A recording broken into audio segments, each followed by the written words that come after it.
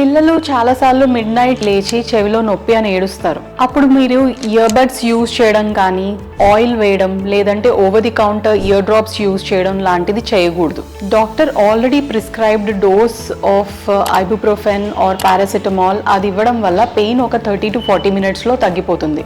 ఆ లోపల వాళ్ళకి ఒక వార్మ్ క్లాత్ తోటి చెవి దగ్గర పెట్టడం వల్ల పెయిన్ ఇంకా బెటర్గా రిలీఫ్ రావచ్చు. అండ్ తాగడానికి వార్మ్ వాటర్ ఇవ్వడం వల్ల ఆ మ్యూకస్ కానీ చెవి లోపల ఏదైనా ఉంటే అది క్లియర్ అవుతుంది. 40 minutes తర్వాత పెయిన్ తగ్గుతుంది అండ్ పిల్లలు మళ్ళీ పడుకుంటారు. సో మీరు వరి అవ్వాల్సిన అవసరం లేదు. అండ్ వాళ్ళకి హెడ్ అండ్ ఎలివేటెడ్గా అంటే 2 pillows అలా పెట్టి హెడ్ అప్గా ఉండేటట్టు చూస్తే బెటర్గా ఉంటుంది. నెక్స్ట్ డే మార్నింగ్ ఈఎన్టీ స్పెషలిస్ట్ని కన్సల్ట్ అవుతే వాళ్ళు exact reason for ear pain అనేది కనుక్కుంటారు. ఒకవేళ పెయిన్ తగ్గకపోతే మీరు ఇమీడియట్గా ఎమర్జెన్సీలో డాక్టర్ని కన్సల్ట్ అవ్వండి.